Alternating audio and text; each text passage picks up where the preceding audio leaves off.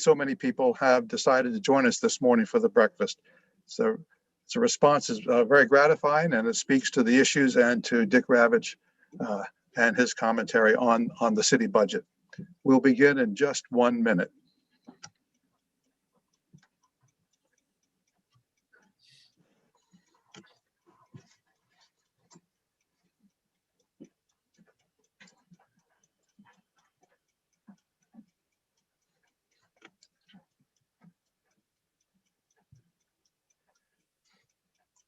Okay, we'll begin just momentarily.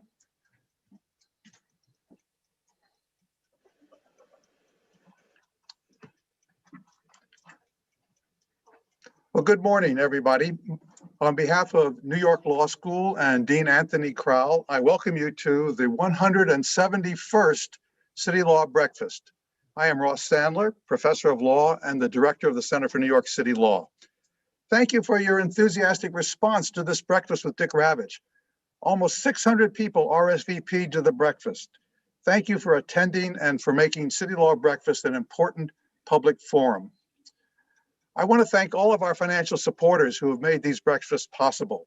First, the generous and loyal founding sponsors of the CityLaw Breakfast series. They are Consolidated Edison, Verizon, and the law firm of Greenberg Traurig. Thank you. I also want to thank the many Gold Star contributors who individually contribute to support the breakfast when they sign up to attend. We are enormously grateful for the financial support that make these breakfasts possible. Today's speaker is Dick Ravitch, who will speak on the state and city budget crisis. After his prepared remarks, we will have a question and comment session with the audience. We encourage you to submit a question or a comment at any time during the presentation. We will be collecting the questions as they come in. To submit a question or a comment, please use the Q&A function on your Zoom screen. We ask that you please identify yourself with your first and last name and your organization. Following the Q&A session, Dick Ravitch will close the breakfast with a short colloquy with another honored guest, Stanley Schuman. Let me first introduce Stanley Schuman. Stanley Schuman has been associated with Allen & Company since 1961, and he comes with vast experience in dealing with both public and private finances. Stanley Schuman served for 19 years on the Financial Control Board for the City of New York, from the darkest hours of the city budget to when the city was freed from direct state control and then beyond. He served on the board of the Lower Manhattan Development Corporation, among his many other civic activities. He most recently received the Felix Roden Award from the Citizens Budget Commission for his lifetime of civic engagement. Most importantly for me is that Stan Schuman has been the chair of the advisory committee to the Center for New York City Law from the time we started in 1994. Our featured speaker today is Dick Ravitch. Dick Ravitch is a singular force in the civic life of this city. Over his long career, he's been a developer of residential housing, including Waterside Plaza here in Manhattan and the first integrated housing projects in Washington, D.C. He's been a reviver of bankrupt public authorities, the MTA and the Urban Development Corporation. He's been a banker who saved the Bowery Savings Bank, a labor negotiator for professional baseball, a national advisor on housing to Congress. He served as lieutenant governor, and today he is widely viewed as the go-to expert on cities and their budgets. Dick Ravitch is a New Yorker by birth, a Phi Beta Kappa graduate of Columbia, a graduate of Yale Law School. He began his career as a staffer in Congress and received his first high-level governmental appointment from President Lyndon Johnson in 1961. I can think of no better person suited to speak about the state and city budget crisis than Dick Ravitch. New York Law School is honored to welcome Dick Ravitch to the City Law Breakfast Forum. Dick, the floor is yours. Ross, after that introduction, I probably better off not saying anything and quitting now. You're very generous, and I have had the pleasure of knowing Ross professionally over the years, whose role in civic affairs and public transportation has been significant. Let me say that I often get asked to comment because I was involved in New York City's last fiscal crisis in the 70s. And I want to spend a couple of minutes making sure that everybody understands that what happened then has nothing to do with what's happening now. In 1975, the city was confronted with the financial community's refusal to underwrite any more debt for the city of New York, because for the prior 9 years, they had been underwriting amounts of debt sufficient to cover operating losses of the city of New York. Because Nelson Rockefeller got the law changed in 1966 to permit the city to borrow money based on the mayor's estimate of what it would be receiving in revenue the following year. Whereas prior to that, the law limited the city's ability to issue debt in amounts that were no greater than what the city had actually received the year before. So that extraordinarily stupid practice came to an end on May 2nd, 1975, when the leading bankers informed Governor Carey that they would no longer underwrite notes and bonds of the city of New York. And what happened next, I don't want to spend much time on it, was the governor initially asked the president for help. The president turned him down. The governor then convened all the leading businessmen in New York in his office on a Sunday afternoon and told them that if the federal government didn't provide assistance, it was inevitable that the city of New York would have to file a bankruptcy petition. The business community, to a man and woman, went to Washington and lobbied extensively for federal aid. Several went down and played golf with Mel Laird, who was the president's best friend. Others met with every cabinet official and with senior members of Congress. And a month later, the federal government finally agreed to a $3 billion line of credit for the city of New York, which enabled the city to avoid bankruptcy. The city, the state created a control board which had the power to approve or modify city budgets to make sure that they were fiscally sound and reflected a honest accounting of what revenues would be forthcoming. It was an immensely useful institution. I personally think it would be extremely valuable if that kind of institution were recreated today, so that in addition to electoral politics, which always emphasizes spending and not budget prudence, that we need that discipline in the years ahead because of the projected deficits that lie in front of us.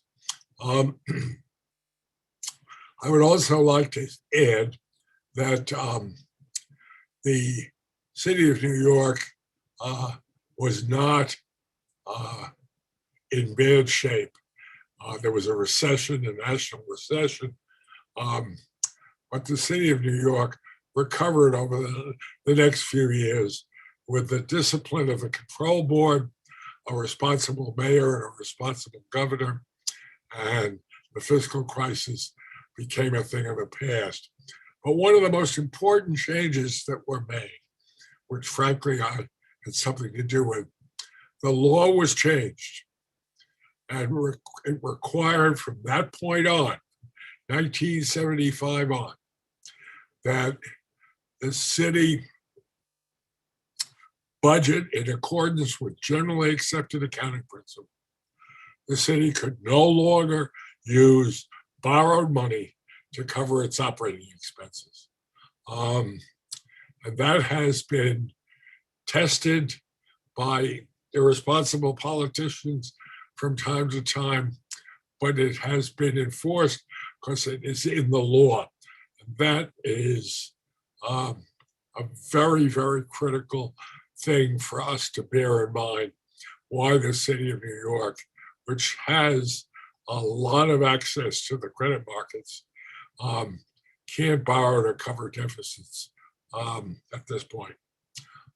Though I might add, no such inhibition resides with the state of New York, and they have from time to time continued to abuse the principles and use borrowed money to meet current expenses. Now let's get from there to today's fiscal problem. Today's fiscal problems are caused, in my judgment, by several factors. One, obviously the pandemic. First and foremost, the impact, the tragic impact on employment, tax revenues, health of the people in this city. The second reason why we have it is that our politics are increasingly, I don't want to characterize it in any pejorative way, but our politics seem to lean more and more towards spending money, and there doesn't seem to be any political virtue in talking about restraining spending. So you hear all of mayoral candidates pretty much talking about how they're going to solve the problems of the city by spending more money without telling us where they're going to get the money from. And you have a very strong movement to support higher taxes on the rich. In fact, an increase in taxes for the rich are part of the governor's long-term proposal for the state budget. And I'm not sure that anybody has carefully measured the locational decisions that would follow a significant increase in taxes on the rich. What we know is that that as a result of the impact that the pandemic has had on all of us, we've become aware of the fact that we no longer need physical proximity to conduct our businesses, to the extent our businesses can be conducted on computers and electronically. And therefore, you have a steady stream of businesses moving to lower tax states, hedge funds, other financial institutions, moving despite the preference historically for a lifestyle in New York City. But that's a conflict that's impossible to measure at the moment. But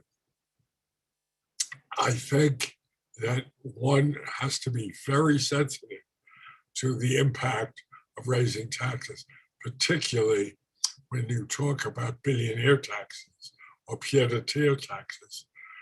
They will have a very significant adverse impact on the economy of the city. Now, having said that, I'm sure that people disagree with me because there certainly is a social feeling that taxing the rich is a good way of solving a revenue shortfall problem. But I'm only making sure before I get into numbers that there is some clear understanding that one is responsible for all the consequences of what one does and not just the ones that one intends. Now, having said that, let me say that the urgency of a city fiscal crisis and state fiscal crisis that we were all worried about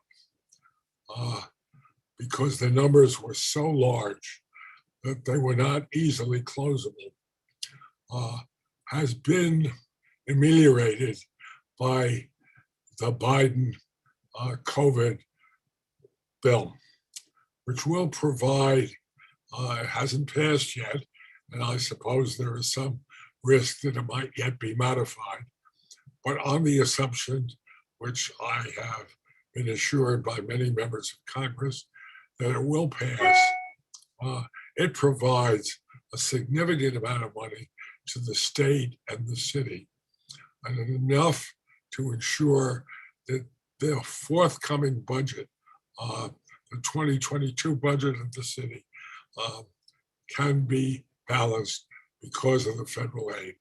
And the same thing that happens to the state. Where the problem comes is in the out years. And there's a growth in expenditure that is inevitable. Some of it is not inevitable. Some of it is a function of the collective bargaining agreements that the city and the state enter into.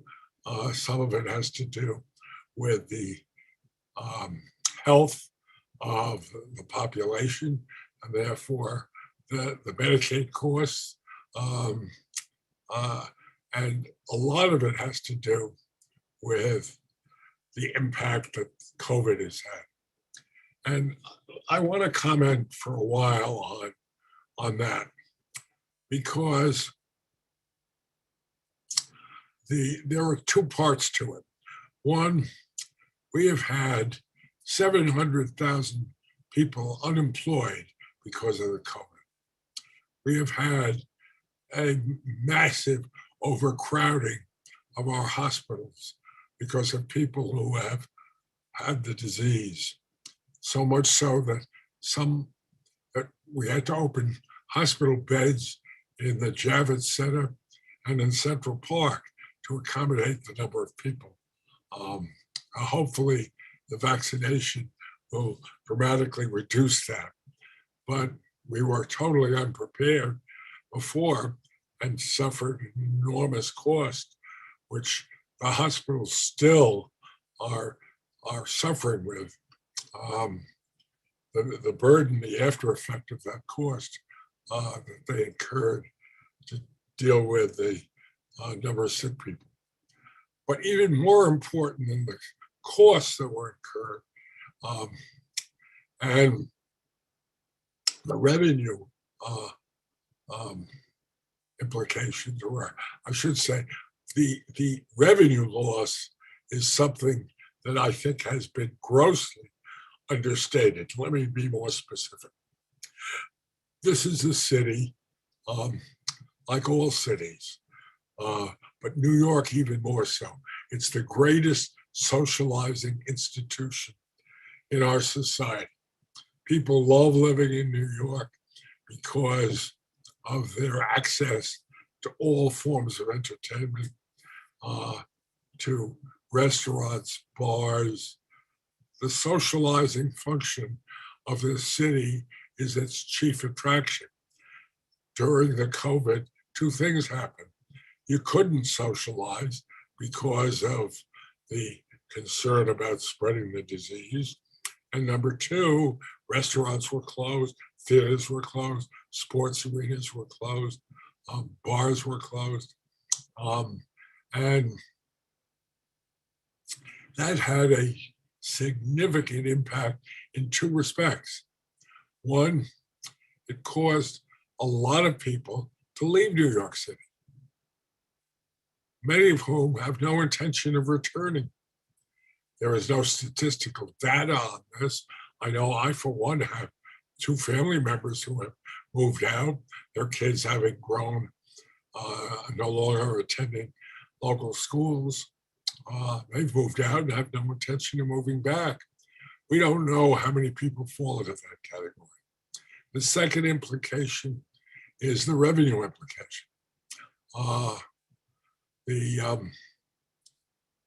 Anybody who owns property that has restaurants, residential tenants, movie theaters, stores that went broke, retail operations that are struggling, is going to be seeking a reduction in property tax revenue.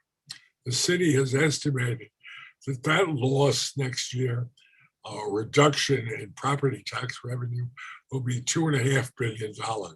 I think that's ridiculously low estimate because I don't know a property owner that doesn't intend to file a certiorari proceeding, which is the method by which one actually receives a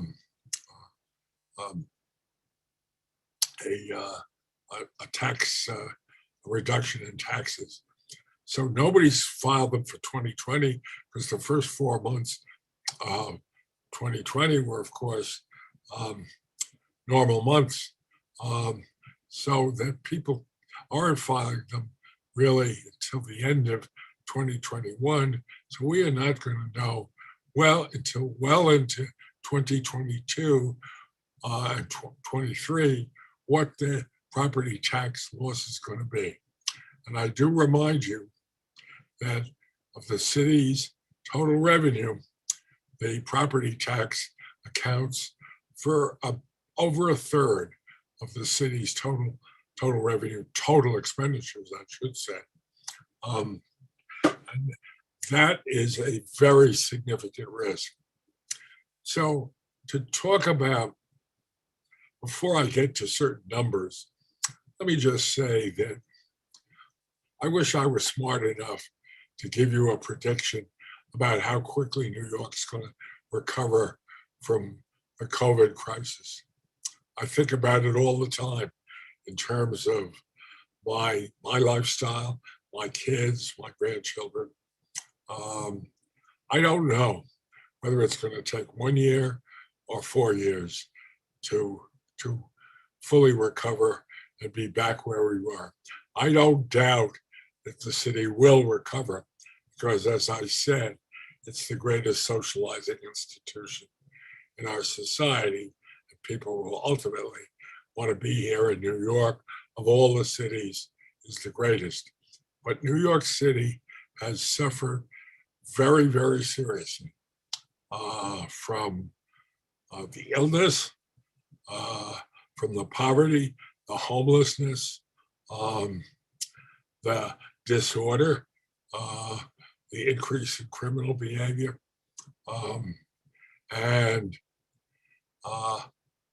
this is going to take some period of time before we have a level of confidence that all these bad things are over. And we have, given the essential prevailing sense of justice that most citizens have, there's a lot of interest in spending more money to deal with the growing homeless population, to deal with growing healthcare needs, to improve the quality of public education in order to hold more people to the city. And there is the ever-present reality of the power of labor unions in New York City politics. They have enormous leverage because of their size, their power, and their numbers. And they're not bad people. They pursue their self-interest, but that inevitably means a continued high pressure on the city budget. Now, let me say this.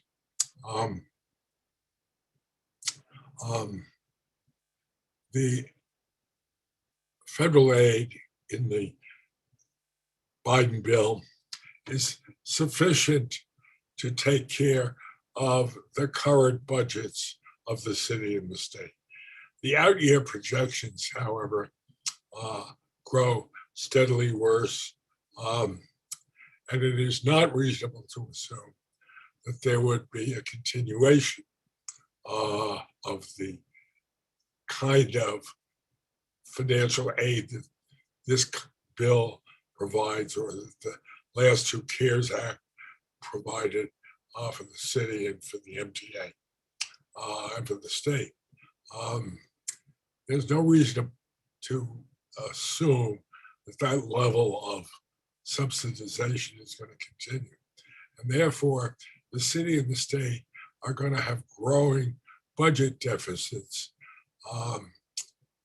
starting the year after this one. And the start off at a level of a couple of $1 billion, but grow very significantly. And how we address that becomes a matter of real concern. Because once again, at the risk of repeating myself, if we think that taxing the rich is the answer, we have to make sure we have balanced that against the risk of losing economically productive people who will leave and go choose to live elsewhere where taxes are significantly lower. We have a multi-billion-dollar problem growing. I think creating a control board so there is an external or exogenous discipline over the city government's budget is a very useful thing. I will tell you that when the control board existed in the 70s and Ed Koch was mayor, and every time they cut city spending on something, Ed Koch would go on television and criticize the control board. And I was with him a lot. And as soon as he was off camera, he turned to me and he'd say, "Thank God for the damn control board." And that's the reality of politics, that the political system needs a rationale, an external reason why they can't do everything they would like to do, but where they can't spend every dollar they want to spend.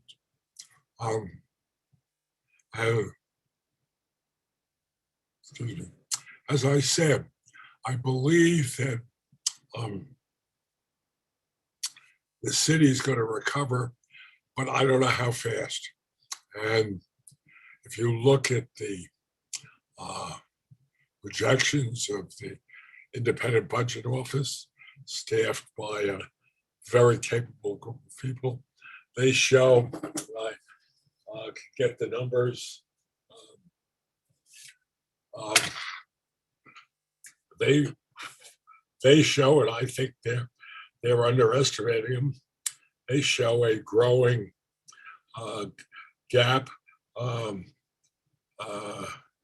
6 billion, 5 billion, etc. in the out years. And they normally are not as alarming in their projections as they are now, but that's pretty significant. Those are budget deficits that are likely to be very real, and I believe that they have underestimated the revenue loss that would be forthcoming as well. So I think the city of New York and the state of New York face tough political decisions in the year ahead. Tougher perhaps than they have faced ever, even in 1975, because it was a unique set of circumstances and the business community was activated and worked closely in collaboration with the political system, which is not the case anymore. We were able to get through what was a singular one case or one circumstance occasion. Now we look around us. The newspaper yesterday described a study that Tom DiNapoli, the state controller, just did about the loss of jobs in the arts.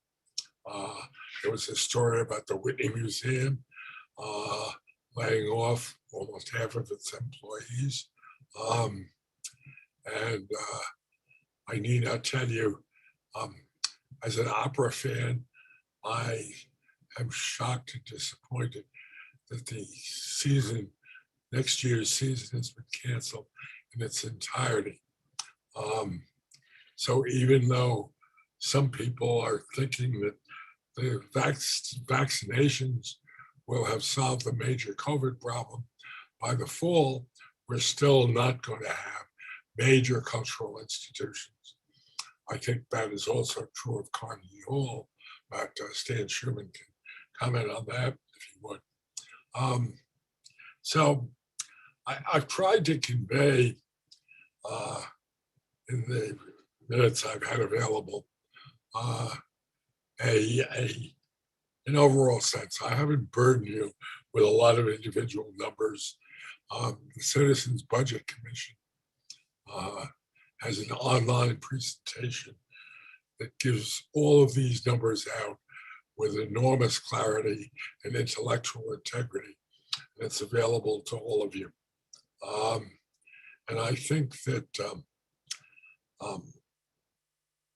we are facing, in many respects, one of the most difficult times from the point of view of the budget decisions that have to be made in the next few years and the corresponding revenue decisions that are as tough, if not tougher, than we've ever had to make before.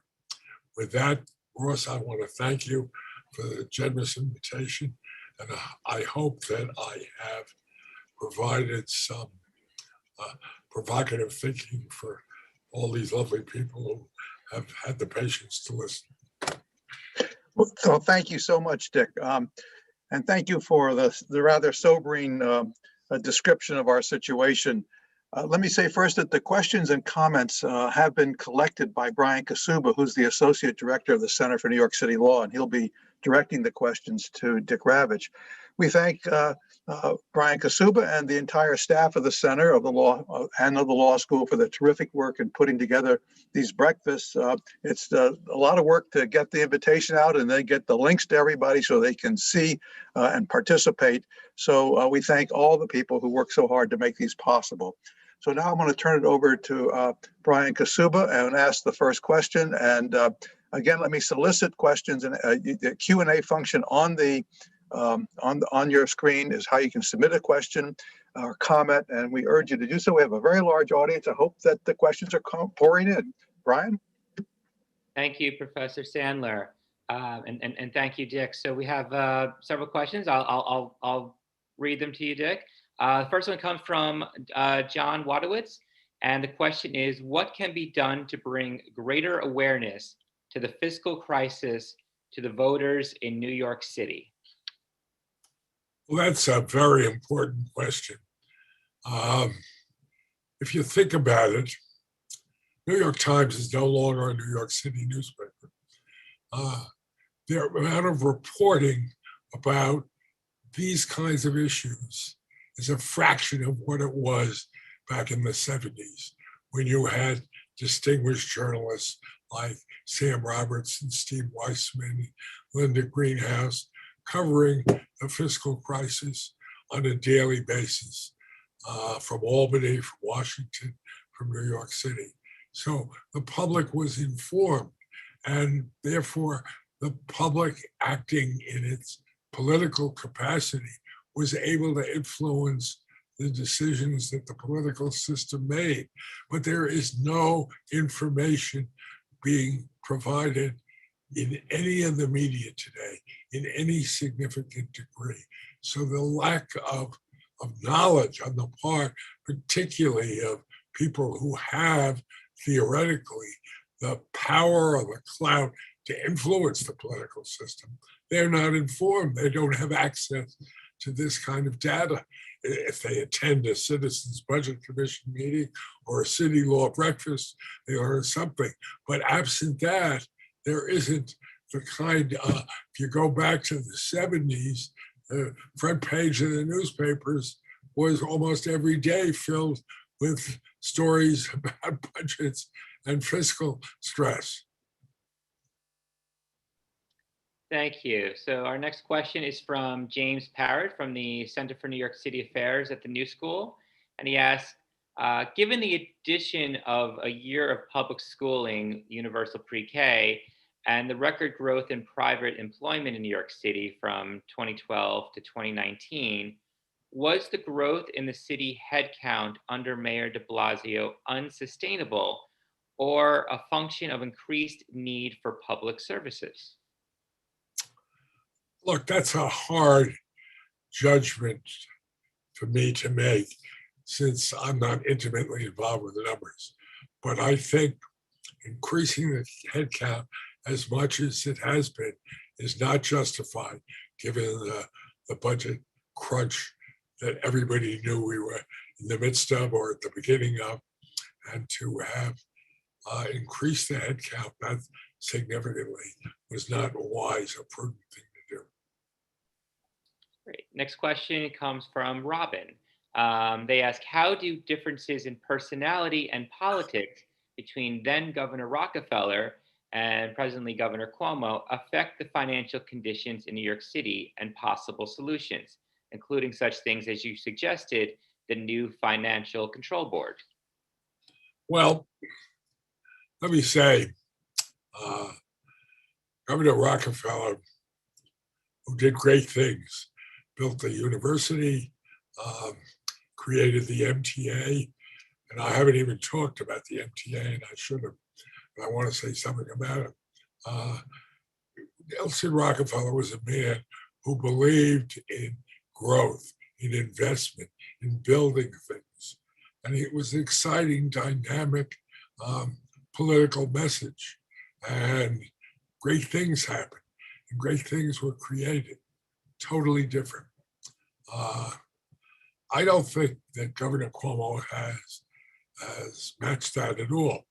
And in part, it's not all his fault because we have faced far more constraints fiscally than Nelson Rockefeller faced, although he devised a lot of crazy ways of creating more money, like the moral obligation bond, et cetera. And he was able to persuade the voters in many instances to approve the issuance of full faith and credit debt, which we have not done in the state of New York for years. And therefore, it has severely limited our ability to invest in capital projects to generate growth, et cetera.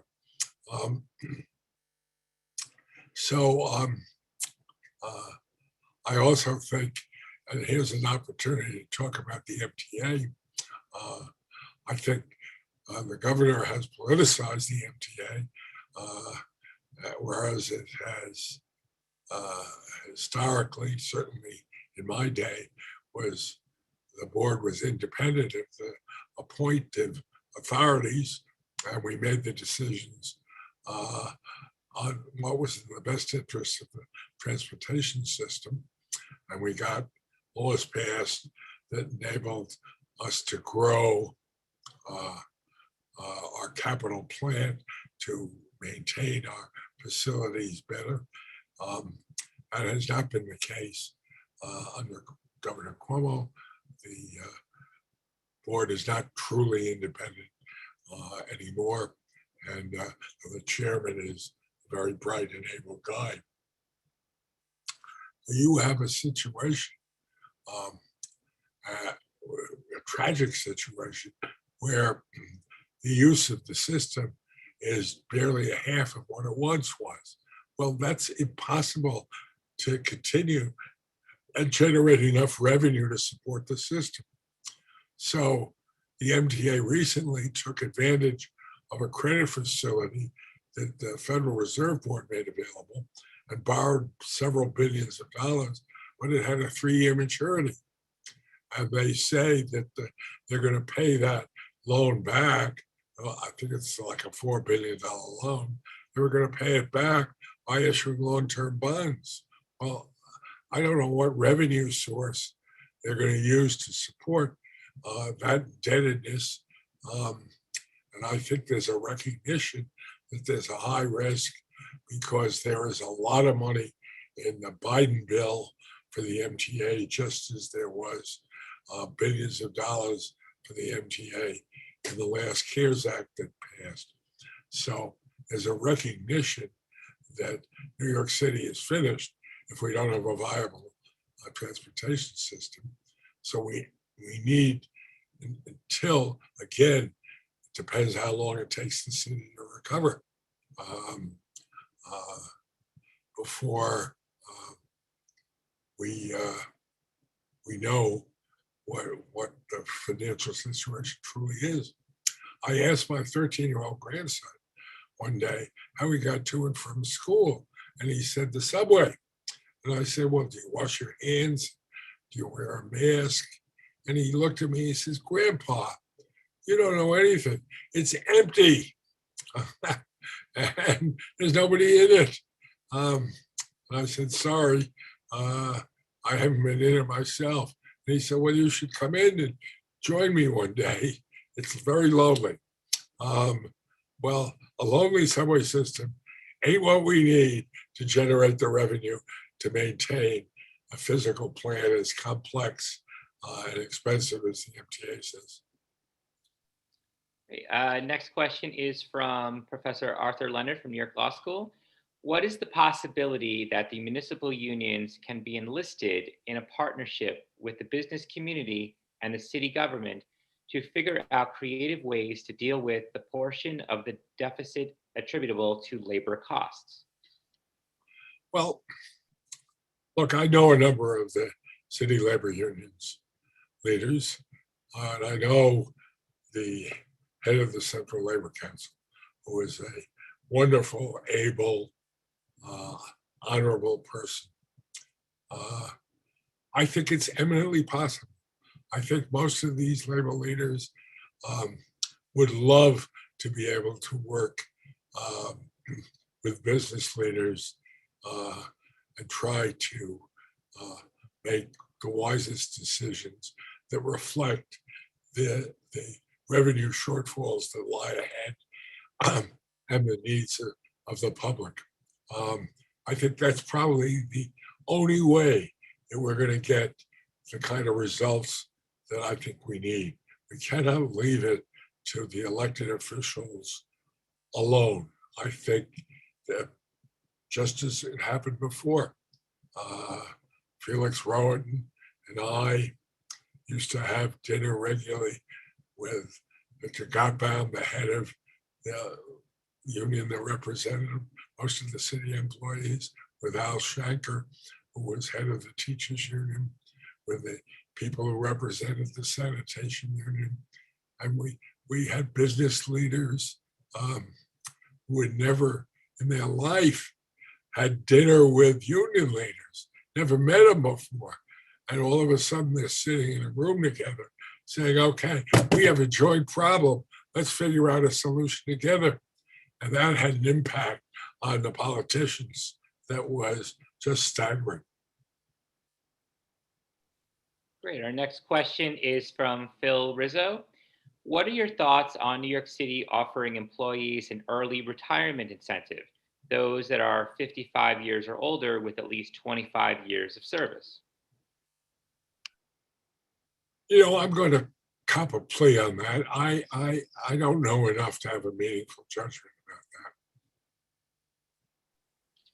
All right. Next question from Sarita Gupa. They say, Mr. Ravitch, everything you have said about the looming fiscal crisis means the next city controller is going to play an outsized role in our collective lives. Any recommendations on how to assess the current slate of candidates? What experiences should we be looking for to fill that position? Well, there are a lot of candidates, and every one of them is going to have to go up a steep learning curve if they get elected. And I hope they will forget about a lot of things they said during the campaign when they were competing with other people who knew very little about the actual tasks of being controller, as they did. And I hope that they would sit down with people like the Citizens Budget Commission, with people in the business community who understood what was happening, as well as, of course, with the major labor leaders. I think they all have to go up a learning curve, and how fast and how they go up that learning curve when they're elected is going to be very important for the well-being of the city. Not as important, obviously, as what the person elected mayor is going to do. Next question is from Scott Baker. Is this time for big, bold private investments into the city? And what can the city do to encourage such future thinking? Well, God knows, I hope so. I've lived in this city 87 years. I've built billions of dollars worth of buildings. I have fortunately been an observer as well as a participant of the enormous human value to the kind of economic investment that's gone on here. And I would love nothing more than to see that kind of investment in the city's future. I think rejecting the Amazon proposal in Long Island City was a tragic mistake. And I know all of the liabilities and limitations that Amazon represents as a political matter, but to have turned down an opportunity to create a job-creating mechanism of that size was tragic in my view. Next question is from Frederick Schaefer. He says, you have stressed the risk of flight by the rich if taxes are raised. Doesn't that depend on the size and type of the tax involved? 3 have been mentioned: a marginal increase in income taxes, a new pied tier tax, and a huge increase in estate taxes. Please comment on the relative effects of these proposals. I hear anecdotally from those people I know who happen to have a lot of money saying, if I'm going to pay a premium on my income tax, a significant premium for everything over $1 million, I'm going to leave, particularly since I cannot deduct it for federal income tax purposes. So I don't think there's a uniform answer to that. I think people react differently to different tax proposals. Now, for example, a pied-à-terre tax will discourage anybody from having a second home in New York City.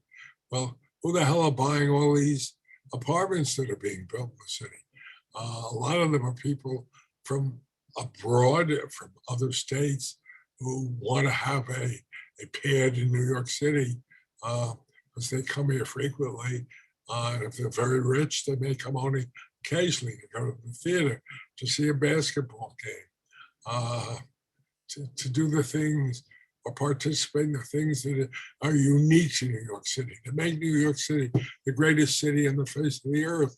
And people say, well, if they can afford it, they'd like to have an apartment here, just as a lot of people in New York like to have homes in Florida. But if the burden is aimed exclusively at them and it's significant dollar-wise, they're going to say to hell with it. And they're not going to opt to buy that second home here or, God forbid, not be here at all.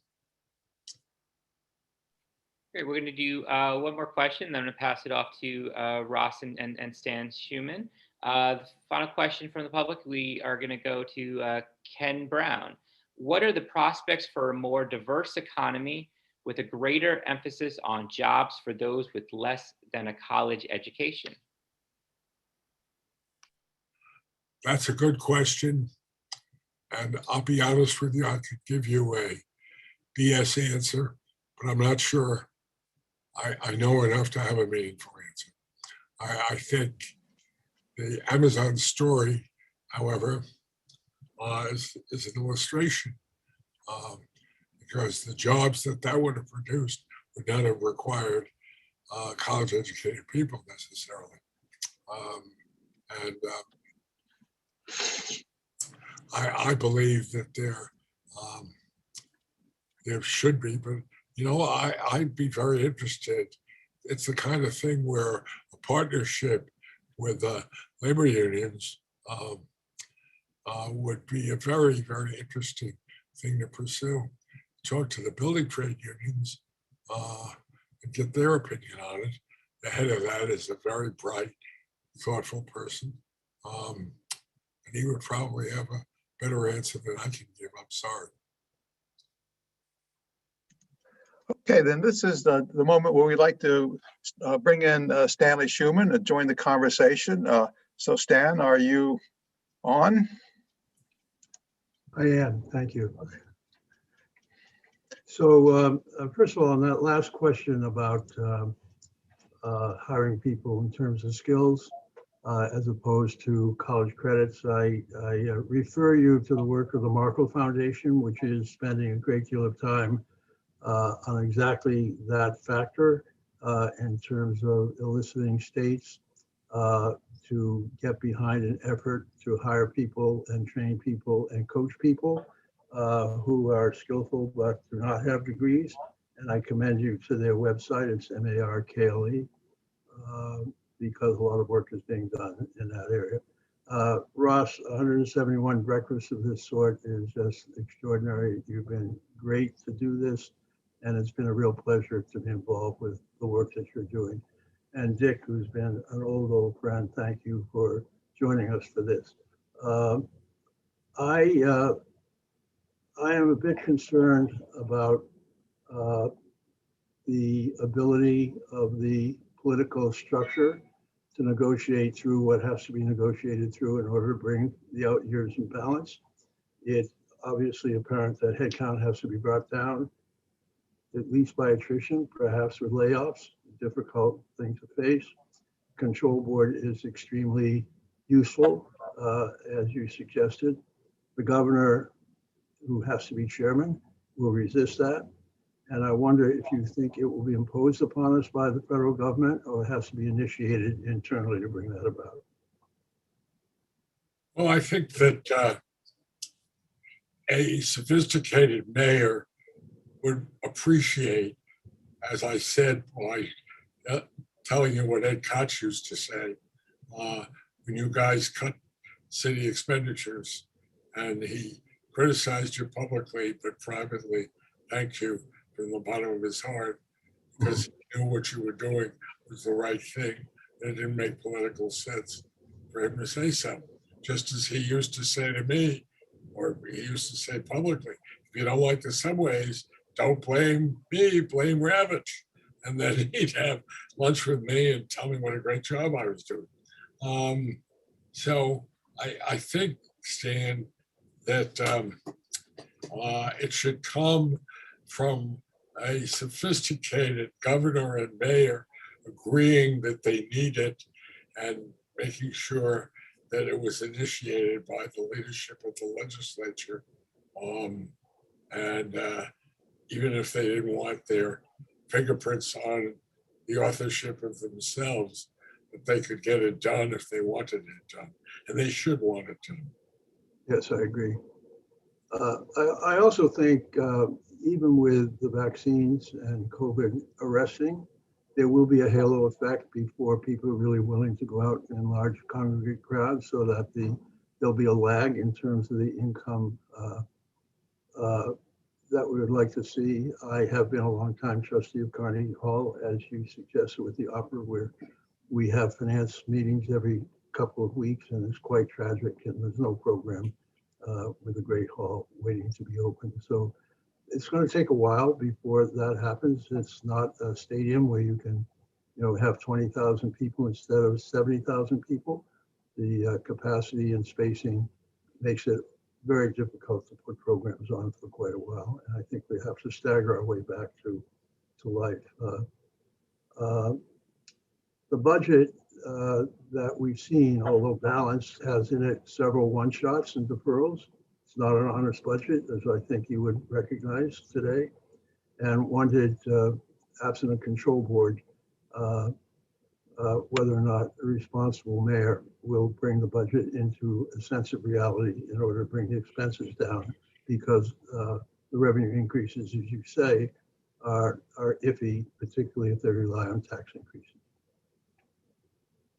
Well, I think I made clear, I think the revenue is not going to go up. I think it's going to go down the next few years, which is going to create an even worse set of numbers for the city than they're currently looking at.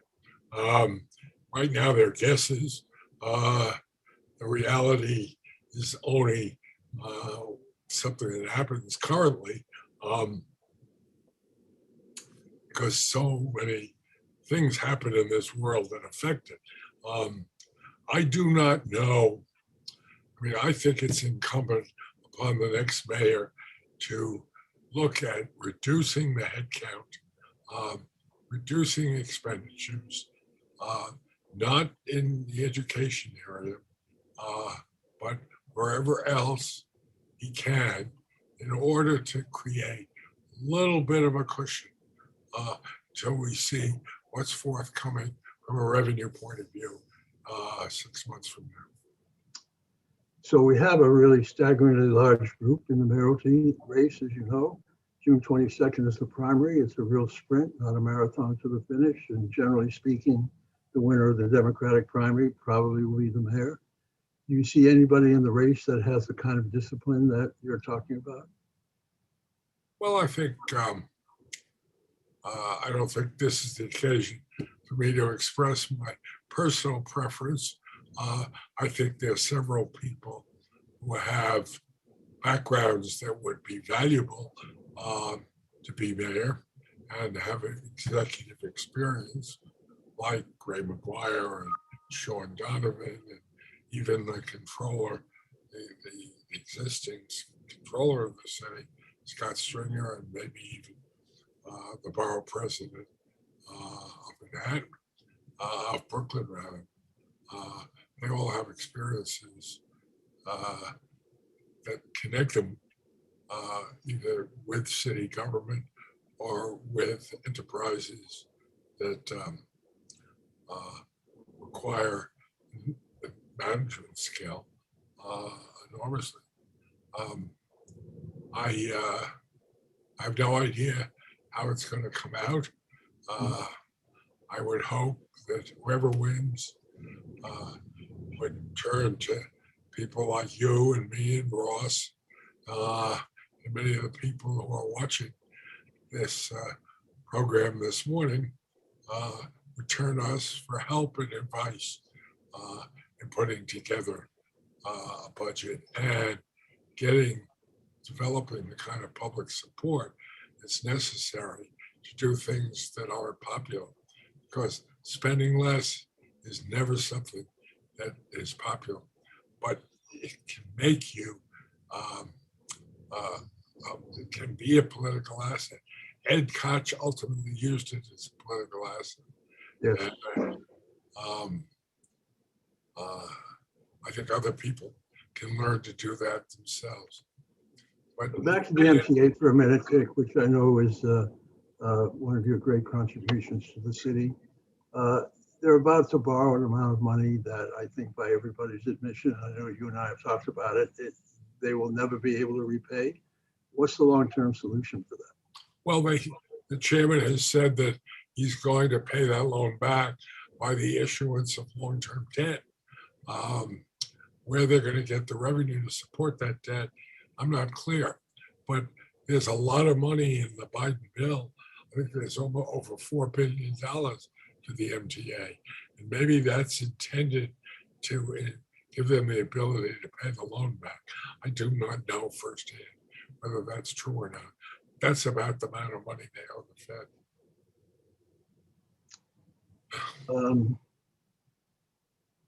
I thought the level of questions were really good, so I'm sort of out of issues that I'd like to explore with you. Ross, you have anything that you'd like to chime in Yes, with?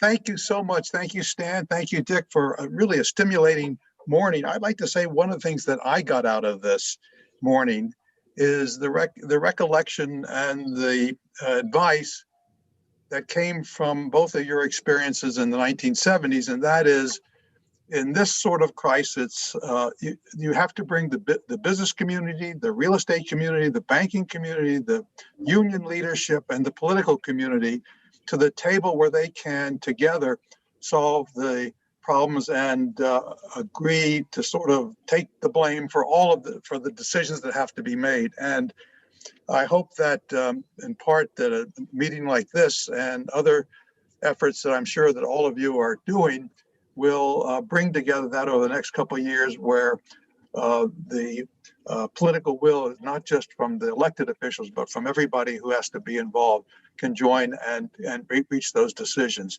So thank you very much for a really stimulating morning. I think this was a great effort, Stan. Thank you so much for be willing to do the colloquy, and thank you, Dick Ravitch, for everything you've done for the last 60 years, and for this morning especially, that you shared with us. And thank you all at the audience for being with us today.